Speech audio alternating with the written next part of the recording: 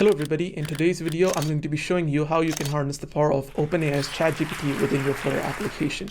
We are going to be taking a look at how to communicate with OpenAI's API for ChatGPT and then have a conversation with ChatGPT in which we preserve the conversation's history as well and then derive responses from that API. So to give you a quick example of how our application is going to look in its final state, we're basically going to have a UI where we'll be able to write some messages to ChatGPT.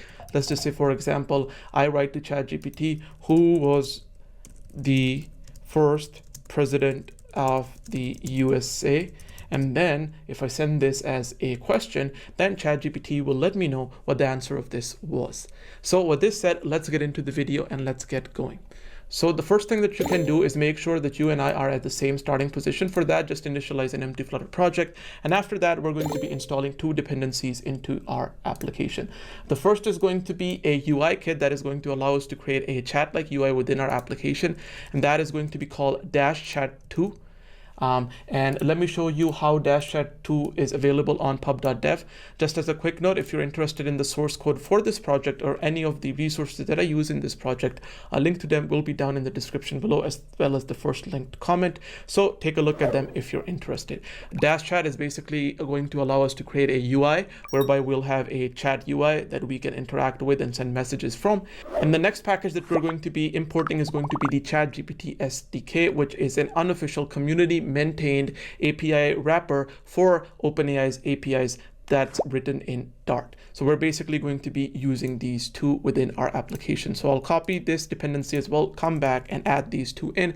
And with this done, I'm going to let Flutter Pub-Get do its magic. And while this happens, what I'm going to do is that I'm going to go to the lib folder, create a new file within this, which is going to be called const.dart. And then from here, I'm going to be showing you how you can get your OpenAI API key so that you can interact with the API of OpenAI. So to do that, what you can do is basically open up a web browser and then from there navigate to platform.openai.com/account/API-keys. And then from here, you're going to come to the API key section. And then you can click on create a new secret key. Then basically type in a name for that. In this case, I'm going to call this Flutter tutorial. Create the secret key.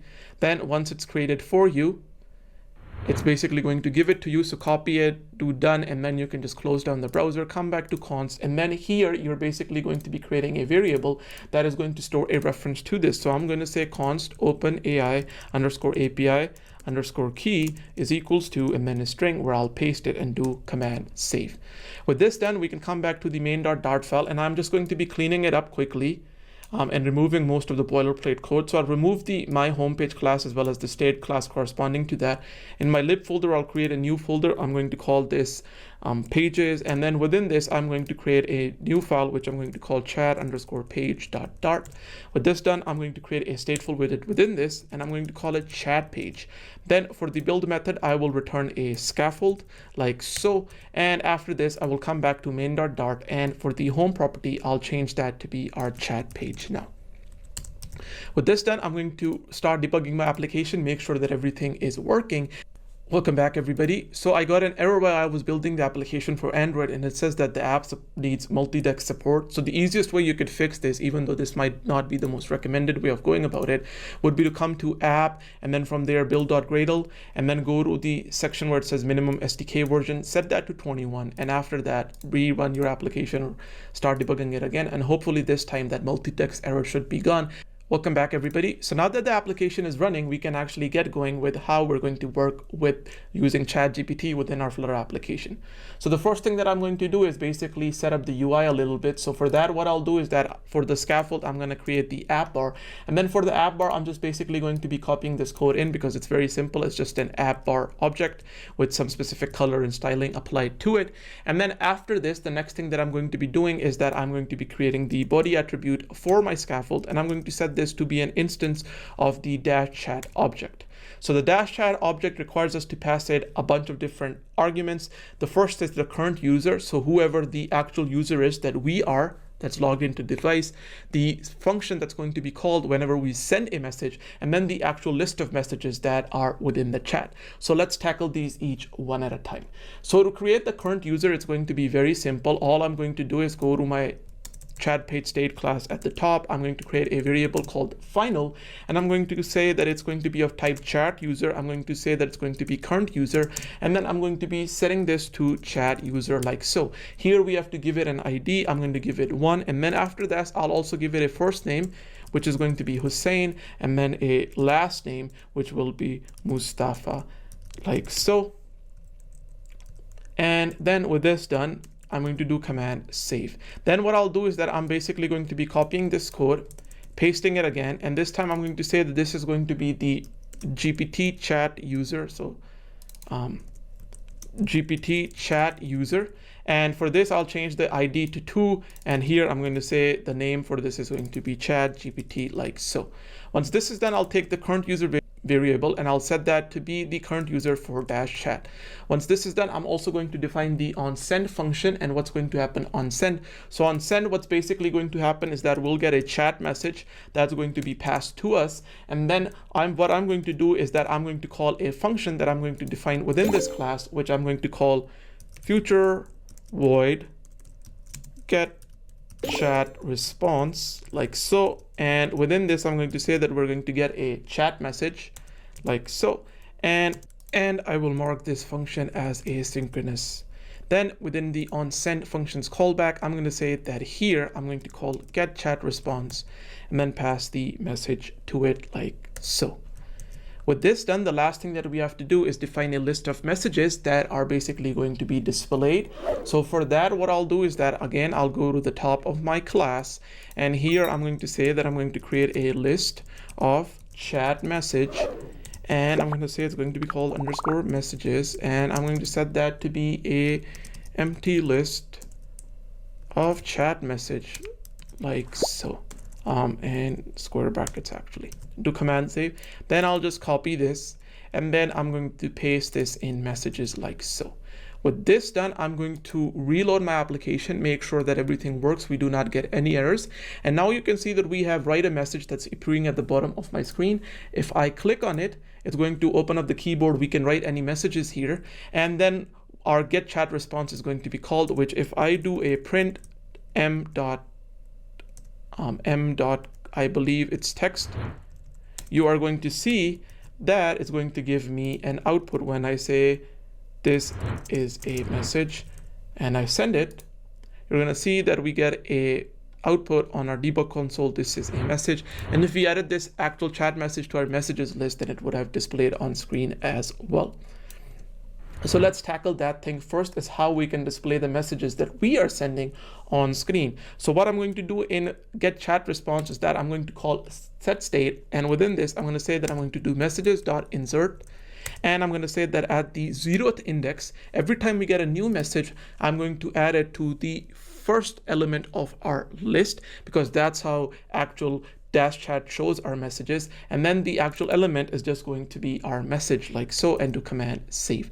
With this done, if I restart my application and I go to the write a message section and I say test message, you are going to see that now if I send it, that it's displayed like so.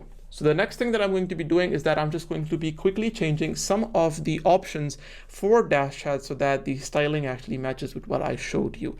So for that, I'm going to come to the -chat object that we are setting up. And then for that, I'm going to basically set up the message options section.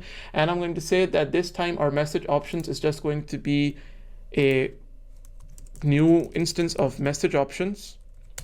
And within this, I'm going to set the current color, or the current user container color, I believe that's what it's called, to be black. This changes the color for the messages we send to black. And then the container color for all of the other messages that we get, so from all of the other users, that's going to be this color. So this is like a ChatGPT greenish color. And then after this, for the actual text color of our messages, I'm going to set that to be text color dot white, like so. And that's pretty much it, all we're going to be doing. So with this done, we are now ready to integrate the chat API into our application and then get responses from it and then display them on the screen. So to do that, the first thing that I need to do is that I need to initialize the actual OpenAI object that is going to allow us to interact with the actual API. So for that, I'll go to the top of my class, and here I'm going to say that I'm going to create a final variable that's going to be OpenAI, and it's going to be equal to OpenAI dot instance, and then from here I'm going to do build. And within build, we need to pass in our OpenAPI key, which is passed to the token parameter. So here I'm going to say OpenAI API key like so. And then after this, I'm going to define the base options property. And I'm going to say that this is going to be HTTP setup. And here I'm going to say that we are going to have a timeout, a strict timeout on how long our request can take. And that's going to be equal to const duration and 5 seconds like so. So this is important so that we have a hard limit on how long our actual request can run before we actually produce a response or fail.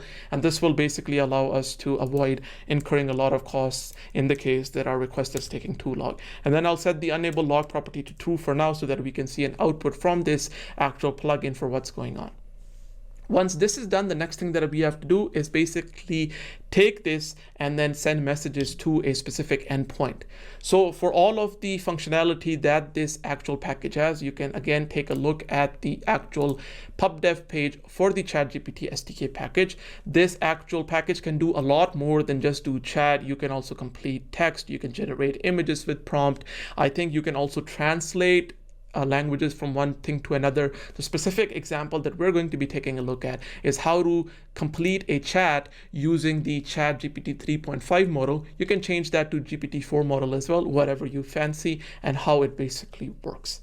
So what we are going to be doing is that we are going to be going to our get chat response function, and here is where all of the magic is going to happen. So the first thing that I need to do is that in order for me to actually let ChatGPT know not only what the current message is, but what all of the previous messages in our conversation were, so that it has context of the whole conversation, so that it can generate more accurate responses, is that I need to generate a specific list of messages that I can pass to ChatGPT.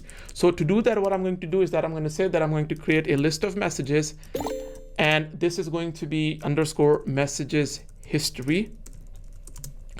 Then for each of our messages that we have, which is in our messages, I'm going to go through them and I'm going to loop over them. So I'm going to map over them and I'm going to change them to something else. And what am I going to change them into? Well, this is going to be a bit different. We are firstly going to determine where are we getting this message from. So if the message.user is equals to our current user, then we are going to basically return messages like so.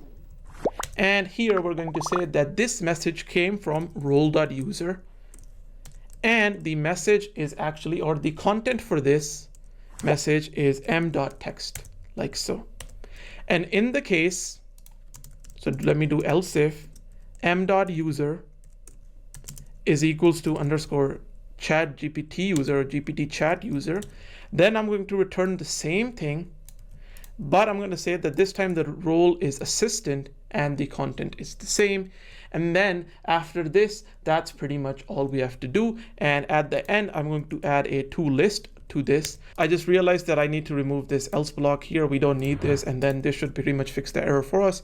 So what we're basically doing here is going through each of the messages that we have and then mapping over them. We're checking if the current user is us. If that's the case, then we create a new messages object and we return that where the role is the role.user, so that ChatGPT can differentiate between which messages were sent by the user and which were by the actual agent or ChatGPT by itself. And then the last thing that I'm going to be doing is I'm basically going to be reversing the contents within our messages. So I'm going to do .reversed like so, and then mapping over them. And this is why, because the actual order in which our messages need to be sent to ChatGPT is in the reverse order than what is actually being displayed on screen. So just add the reversed and then it should work. So now that we've generated an actual messages history, we can send this messages history to ChatGPT and then actually get a response from it. So what we're basically doing up till now is that in our get chat response, we get the message, we add it to our messages list. So now our messages list has all of the previous messages plus the new message that we just asked. We then create a messages history, and after that, what we basically do is create a request, and the request is created by doing chat complete text object. Here we give it a model. In my case, I'm going to do the GPT Turbo 301 chat model because I believe this is one of the cheapest one. And then for the messages, what I'm going to do is that I'm going to pass this the messages history.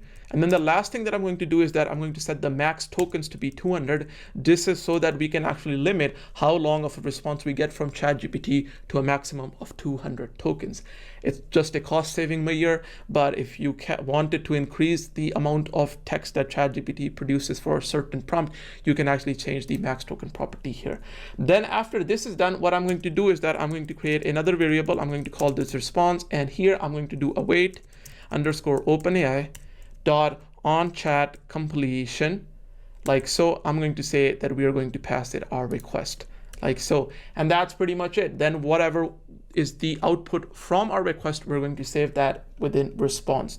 So now the next thing that I'm going to do is that I'm going to have a for loop where I'm going to say for element in, and then I'm going to do response dot choices.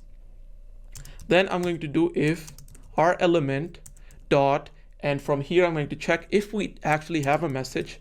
So our message is not equals to null. So if in the case that we actually did get a response from ChatGPT and that the message wasn't null, then I'm going to call set state, and within set state I'm going to do messages dot insert.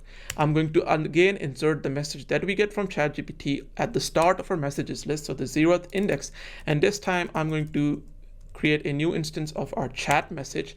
The user is going to be the GPT chat user, and then the created at time is going to be date time dot now, like so. And then the final thing is going to be the actual content, or I believe the text for this, which is going to be the actual element dot message dot content, like so. And that's pretty much it. After this, I believe I need to add another bracket, and then I'm going to add a semicolon here to command save, and that's pretty much it. So now all of the logic for actually sending a message to ChatGPT, then getting a response from it, and then displaying it on our screen should be done. So I'm going to reload my application, and let's see if it works. So now I'm going to write a message, and this time I'm going to say who was the founder of Apple, let's just say. And if I send this question, ChatGPT is going to give us a response that the co-founders of Apple are Steve Jobs, Steve Wozniak, and Ronald Wayne. So now what I want to do is whenever we send a message and before we actually receive a response, I want to show some kind of an activity indicator letting the user know that their request is being processed. For this, we are going to be using Dash Chat's very useful feature, which is the ability for it to display the users that are typing in a chat. So for that, what I'll do is that I'm going to go to the top of my chat page state, and I'm going to say that here I'm going to create a list of chat user, and I'm going to say that this is going to be typing users, and it's going to be an empty list of chat user, like so. So this list is basically going to keep a track of all of the users that are typing in our chat. Then what I'll do is that I'm going to go to the very bottom of my actual get chat response function. Here I'm going to say that whenever we actually send a request, then what we do is that to our typing users we add, and what do we add? We add our GPT chat user, like so. And then I'm going to come back to where my actual set state function is. And once we've actually received a response after everything is done outside of the actual for loop, so let me see, what I'm going to do is that at the end of this function, I'm going to call set state again. And this time I'm going to do typing users.remove, and I'm going to remove the GPT chat user from here. Then I'll do command save, I'll restart my application, and then I'm going to write a message. So this time I will ask who was the founder of Google, like so, and then send. And as you can see, it says the founders of Google are Larry Page and Sergey Brin, and still it didn't show us the actual typing users. And the reason for that is because we're not letting Dash Chat know what the typing users are. So here I'm going to set the typing user property to be the underscore typing users, do command save, and then I'm going to say what year was Larry Page born, like so, and then send it. And this time you can see it says ChatGPT is typing, and then it says Larry Page was born on March 26, 1973. So now you know how to implement ChatGPT within your Flutter application and harness the power of AI. As always, if you enjoyed the tutorial, then please don't forget to leave a like on the video as well as subscribe to my channel so that you get notified every time I upload a new video. If you have any questions, comments, or concerns, then do leave them down in the comments below and I'll try my best to answer them for you. And as always, stay happy, stay healthy, keep learning, keep growing, and I'll see you guys in the next video. Bye-bye.